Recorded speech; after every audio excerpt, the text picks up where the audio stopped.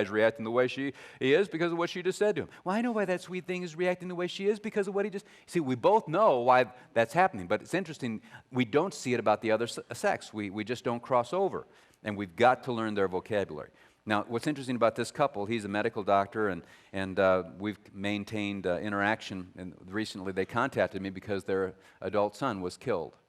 And, Paul said, if you marry, you have not sinned, but you will have trouble. And part of marriage is having a family and pain and suffering. But they've stayed together as a couple, though they are suffering very, very profoundly. Okay, let me now give you an overview of what respect is. And we have the fill in the blanks there. And this will sound foreign. In fact, what I say is that you ladies speak the romantic languages. We call the romantic languages like French and Italian. French, the romantic languages. Oh, vive la difference, And then you have what they call the Slavic. There's the Slavic languages, and that's like Russian, German. Well, here's what's interesting. When you speak Slavic to him, he becomes romantic.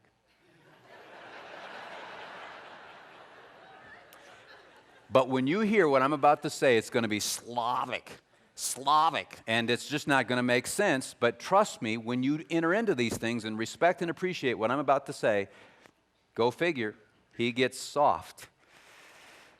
Okay, here's an overview. What is a wife's respect? Appreciating his desire to work and achieve. And note the emphasis on desire, not performance. So appreciating his desire. We're not saying he's working or achieving to the level that he himself wants and may be struggling, but he has a desire to do that. Appreciating his desire to protect and provide.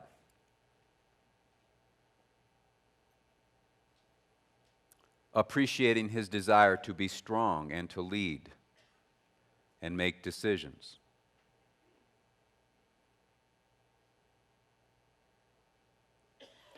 Appreciating his desire to analyze and counsel.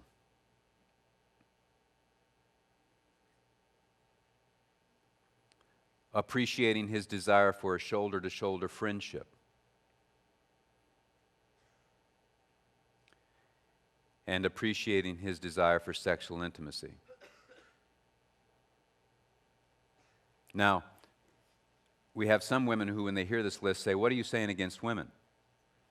See, remember saying about how women personalize? Last night there wasn't one man who said, after I went through COUPLE, what are you saying against us men?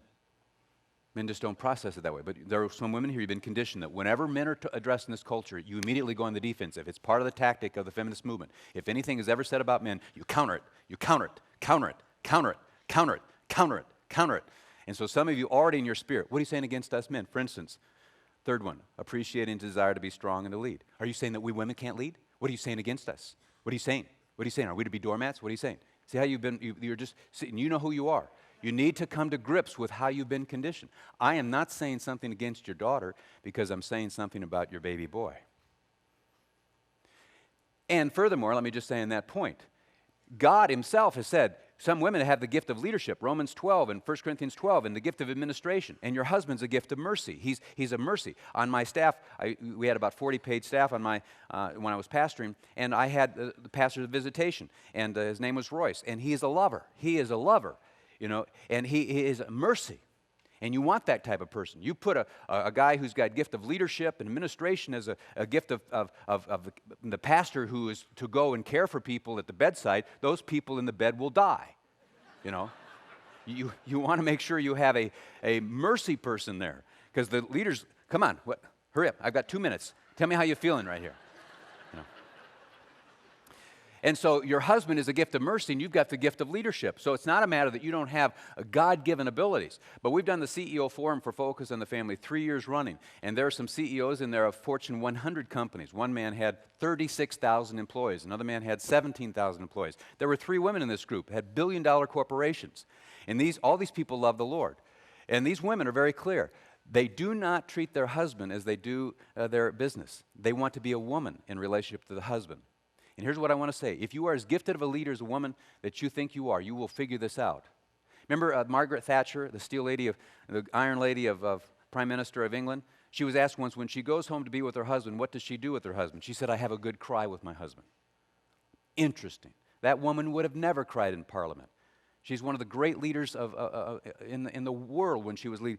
But she said, what was she saying? I want to be a woman. And every woman knows that she has this feeling to be deferential, to yield, to have a baby. All of these womanly feelings are very much there. And to come home and manage your husband, to be your CEO, you need to understand, if you want to be treated like a woman, you need to understand what it means for him to be treated like a man. And each of these CEO women will say that when they're in the home with their husband, they take off their CEO hat. They take off all that management stuff because they understand that he has a need to be treated as a man. And one of the things that he sees, he feels the responsibility to die for her.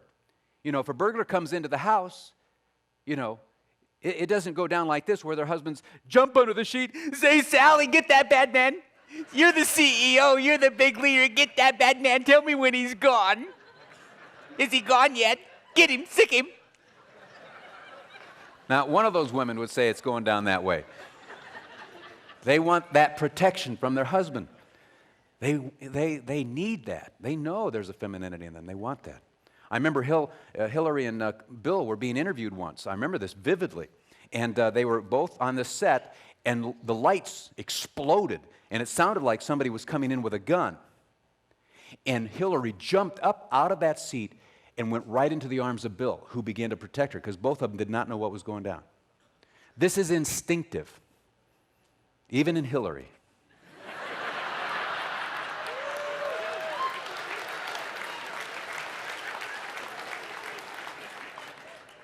But it's the way God made it, and it's a precious thing. And so here's the point. You've got to come to a point where you realize if you're this great gifted leader, that your husband has a need, and we'll explain to you that even though you have the leadership gifts, you will figure out how you make sure that you still come across to him respectfully. Because if you start coming across in a contemptuous, disrespectful way and start bossing him and making him your horse and get him to ride wherever you want, you're going to find at some point this man completely shutting down on you. And then when you want to be treated like a woman, he won't be there.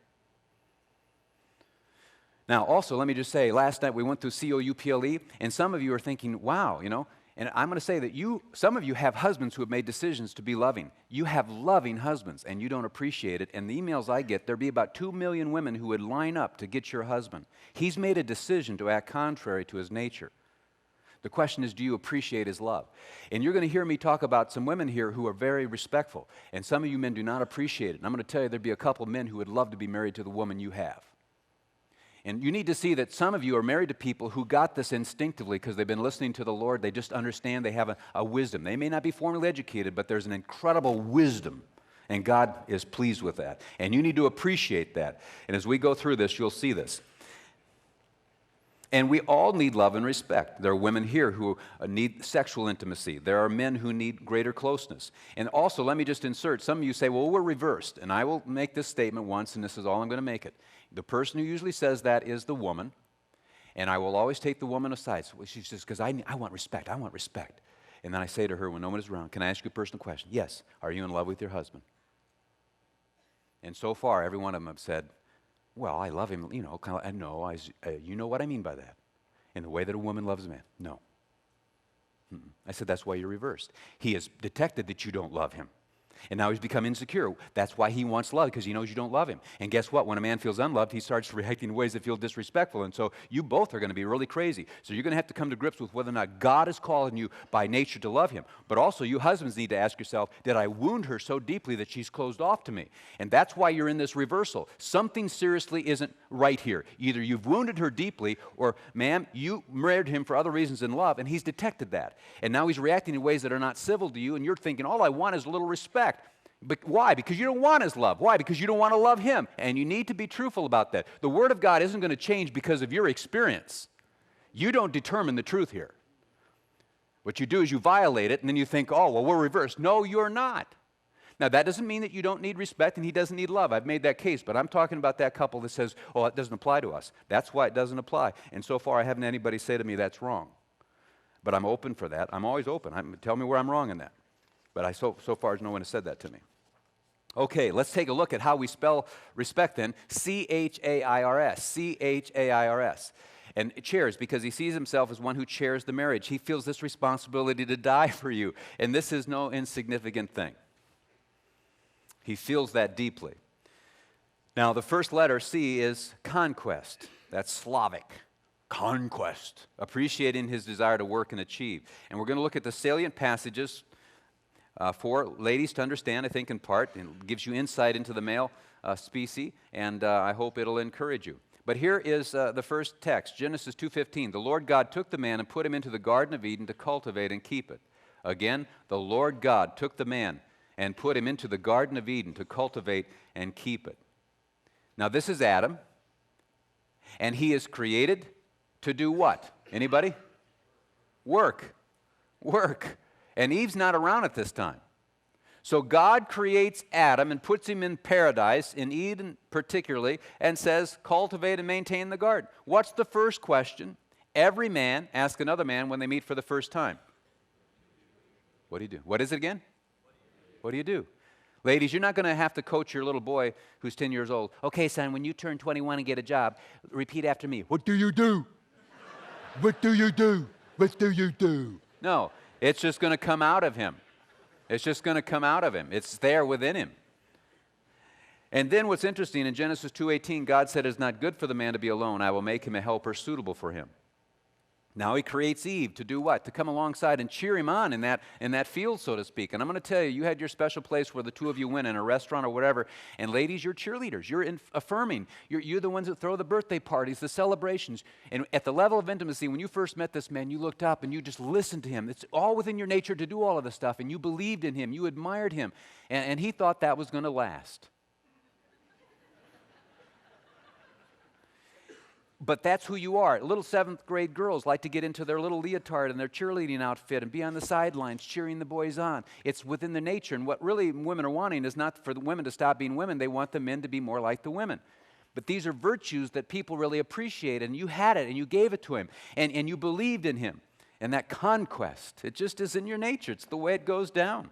We can argue that it may not be politically correct, but at the level of intimacy, people pull out political correctness. They throw it out because they when it comes to love and this kind of stuff, I mean, it's instinctive. But back to this idea of men working. In the academic circles, we call it the instrumentality of the man. A man needs an instrument in his hand, and he needs to be in the field doing something with that instrument. It's a great symbol. In fact, did you know in Genesis, the husband is cursed in the field by the sweat of his brow. She's cursed in the field, in the family, with the pain in childbirth and tension in her marriage. And because in the families where love is experienced, and in the field is where respect is experienced. And what's so sad, though, is if we put our self-image totally in those areas. If your whole self-image rests on your husband's image of you, you're going to be one sad lady. And if your whole self-image of yourself rests on your performance in the field and you get fired, you're going to be one sad man. And that's why a lot of times 2 years after retirement, men die. Because their whole significance was there. And all glory is fleeting. And there will be no perfect marriage. There's no perfect family. Sin has entered. Paradise has been lost. You won't have the perfect marriage. You won't have the perfect family. You won't have the perfect Thanksgiving meal. You won't have the perfect Christmas meal. But God has placed an idealism in you that keeps moving forward to try to make things better. That's something that is healthy, and God's put that into you. It's the mothering. It's the nurturing. And you keep trying to help people to be better. You keep helping them to be better. But if you don't allow for a degree of sin, your idealism will become a perfectionism, and you will become deeply disillusioned. And let me tell you, you really will become disillusioned because you'll be dissatisfied. You'll want more and more and more. And what's so sad about this is this. Eve had paradise, and she wanted more. In academic circles, it's called the insatiability of the female. You're never satisfied. I've got one guy who does marriage conferences, and he said to his wife, "Can we just have one day when everything's okay?" In fact, did you know women want the relationship more positive? I wish you'd surprise me, make me laugh, take me, romance me, do something positive. Positive. That's where she's at. You know what men want? We just want the relationship less negative. Less negative. And part of this, then, is we have to take a look at how God has wired us, and we'll explain a little bit more about that. But you need to understand, in this situation, your primary area is family and those values there. Doesn't mean you're not going to have a career. We'll explain that in a moment. But his self-image rests in the field, and he wants to make a difference, and he sees himself in that way. And just this idea of instrumentality, they tested like a 5 or 6-year-old little girl and put her in a floor-length mirror, nothing else in the room, and she's just there looking at herself in the mirror, and they were videotaping her from the other side. And what did she do? For 100% of the time, she started talking to herself. Talk, talk, talk, talk, talk, talk, talk, talk, talk, talk. Pretty dress on, whatever, and just talk, talk, talk, talk, talk, talk, talk, talk, talk. And then they removed her and brought in a little boy, and what did he do? He started talking to himself. And then suddenly he went,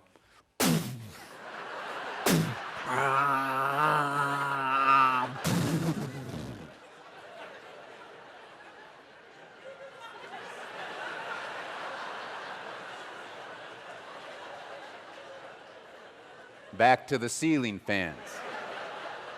Not wrong, just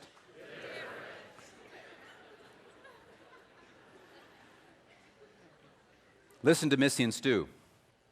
Missy says to Stew, I'm sick and tired of you choosing work over the family. You get up early and come home late. You don't care about me or the kids. Yes, I got your message about your promotion, but I don't care. This is all about you. You seem to have fun all day long and give me very little of yourself, and when you are home, you fall asleep watching TV. I'm fed up with this existence. We never talk. You always find time for what is important to you. You need to make me feel more important. Well, I'm thinking about going back to school, and you're going to need to support me in this. And we're talking more about this tonight. Right now, you need to pick up the kids again from their lessons, and you need to take the check over to Molly Maids because I forgot to pay them for cleaning today because I stayed too long at the athletic club talking to my girlfriends. May I suggest to you that this is going to spin. The crazy cycle is going to spin, especially when she says, yes, I got your message about your promotion, but I don't care. There was a gal, a good friend of ours, we knew both of them, and he was on staff at the university and had a good income, but it was fixed. And they lived in a nice neighborhood with professionals who were making some really big money. And the women got together and were talking about prior to Christmas, they were going to go over to Novi and this mall area and spend, for Christmas shopping, twice the amount that they would have to spend if they'd purchased stuff locally. And they're just going on about this and everything. And so when her husband comes home, she gives the report to her husband about these conversations. These women are going over and over. They're going to spend all this money. And she's going on and on and on and on about this. And the spirit of her husband is sinking, sinking, sinking, sinking. And then after she was done, he's a gentle man. He got up and went into a study and stayed till the rest of the evening, didn't come out. And she thought, what's wrong with him? Unbelievable. She just could not figure out what's wrong with him. And then she heard me. So she went back to him and said, that time I was talking to you about those women spending all that money, did you think that I was saying to you that those women had it better than me and that those men were better men than you? That's exactly what you were saying.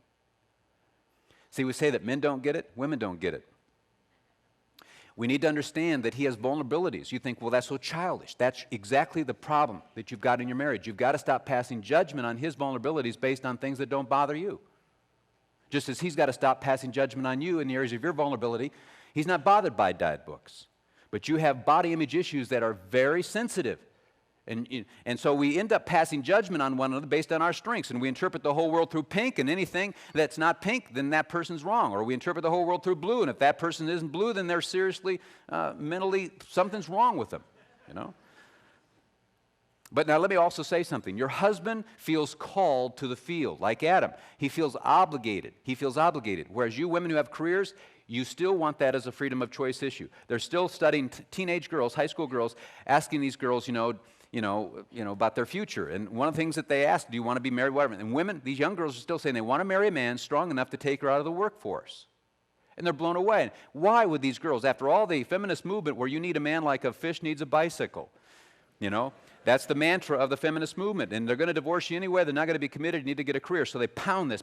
Don't submit to the Cinderella complex. Don't look for a man to rescue you. They're just going to drop you. And so that whole song has been sung. But these girls are still looking. Why? Because these girls aren't stupid. And here's what I mean. Women love children. And even these young girls think, if I want 3 babies, I don't want to be told I have to work and also raise those children. I want that as a freedom of choice. If I want to work, that's my choice. If I want to stay in the home, that's my choice. I don't want to be told to do either one. I want this a freedom of choice issue, but I want to marry a man who enables me to have that freedom of choice. He's strong enough to take me out of the work arena if I want to choose that. Tim Allen says today women have all kinds of choices. They can be married with children, without career. They can be married with children with career. They can be unmarried with children without career. They can be unmarried with children with career. Tim Allen, says that women have all kinds of choices. Men, they have two choices, work or go to jail.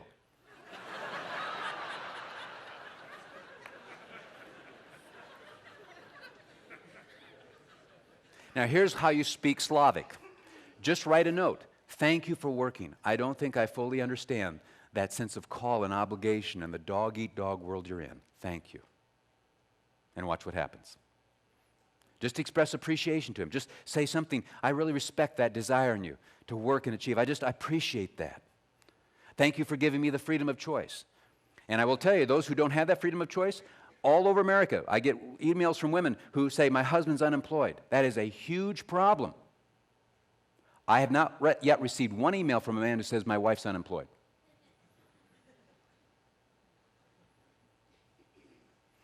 So when a woman has to work and provide, it's really, it's just hard. It's very difficult. This is not reversed. These emotions have not reversed. In fact, some guys, they'll come to a point where they just feel like they're a meal ticket, you know. And in fact, one guy said, I got my wife 6 credit cards. Just give. I'm just a meal ticket. She had 6 credit cards I've gotten her. In fact, the other day, someone stole one of the credit cards out of her purse. But I didn't turn it in because whoever stole it was spending less on it than she did. I love that joke.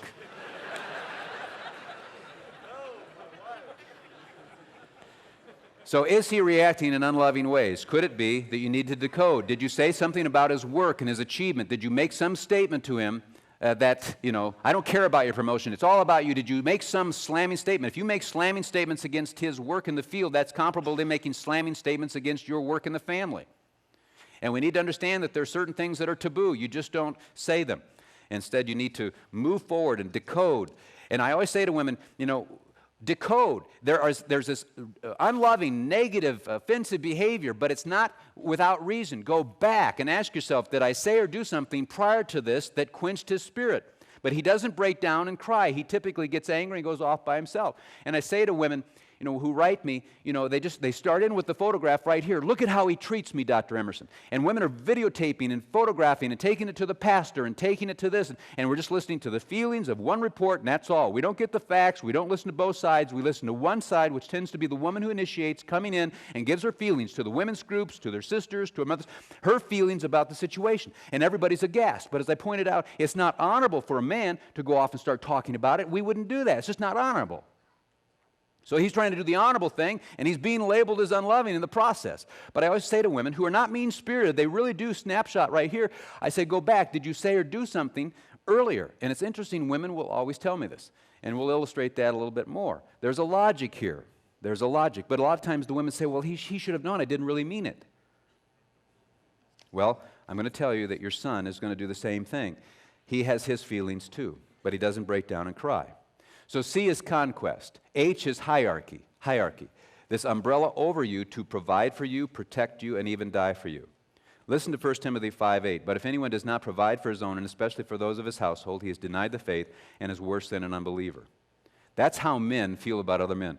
I will tell you that men don't sit around and talk about our rights. We talk about our responsibilities, and actually when it does come on our screen to pay attention to, it's when a man has been irresponsible, like this 1 Timothy 5:8 passage. If anyone does not provide for his own, especially for those of his own household, he's denied the faith and he's worse than an unbeliever.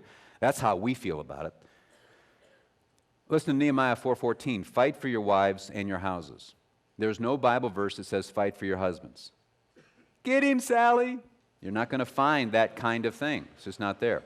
And now here's the controversial passage. Some of you go to weddings and you hear this Ephesians 5 passage where wives are to submit, and women white-knuckle it in the churches today, particularly unchurched women. They can't stand this antiquated, worldview. They just are angered. Let me cite this passage, Ephesians 5:23 and 24. For the husband is the head, for the husband is the head of the wife, as Christ also is the head of the church. He himself, Jesus, being the Savior of the body. But as the church is subject, hupotasso. Subject is a compound word in the Greek, hupotasso, to rank under, place under. You place yourself under his provision. You place yourself under his protection.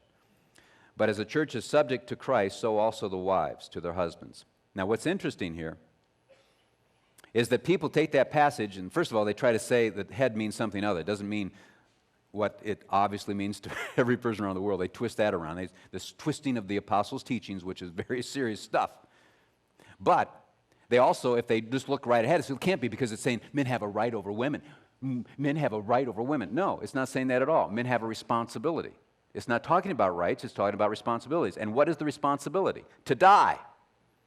Just as Jesus did what? He's the head of the church. And what did he do? He's the Savior. What does that mean? He dies. Whatever people do with this text is not to be abused or misinterpreted. It is saying the husband is the head in the sense that he is the umbrella over, he's responsible to provide, he's responsible to protect, and he's responsible to die. And men feel this. In fact, when we did the inaugural cruise for Focus on the Family, the first hour, they put everybody out on the side of the ship, they put the orange life preservers on you, and you're all standing there. And over the speaker comes this statement: in the event that the ship goes down, women and children first. There was not one feminist who screamed, "Who said that? That's not fair. Who said that? Where are you?" No, it was silent. And then we men standing there. Yes, we die. We were excited about that because we knew the ship wasn't going under.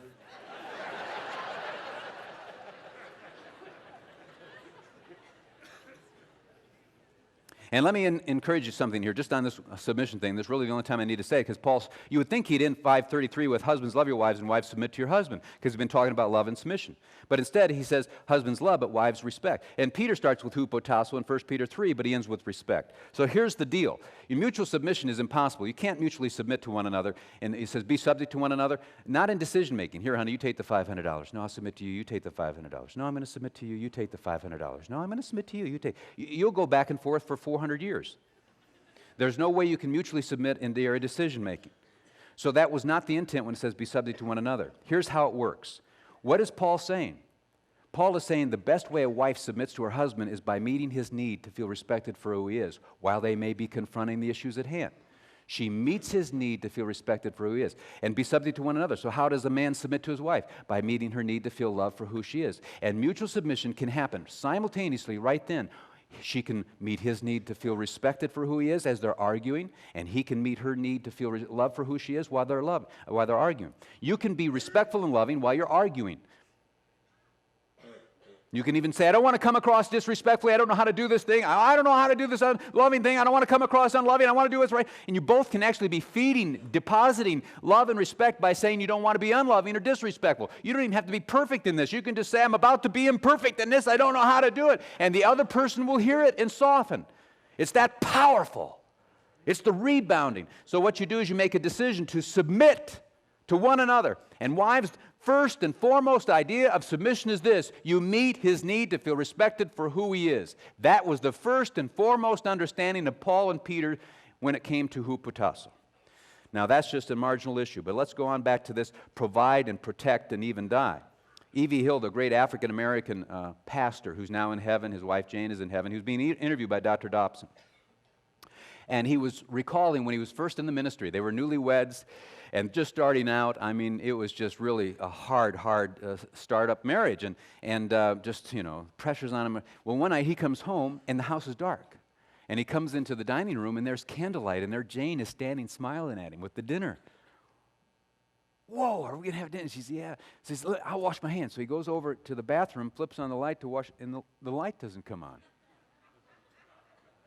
So he goes back to Jane and says, the light didn't go on. And she starts crying.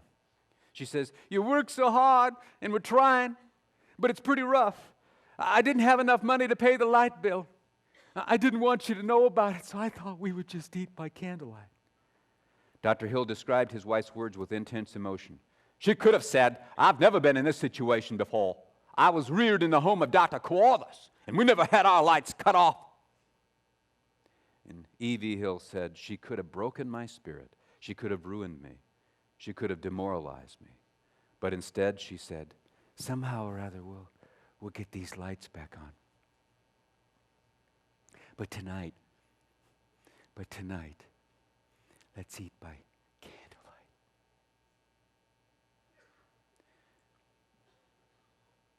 You see how sensitive we are, ladies, to this? I mean, this is huge to us. Huge to us.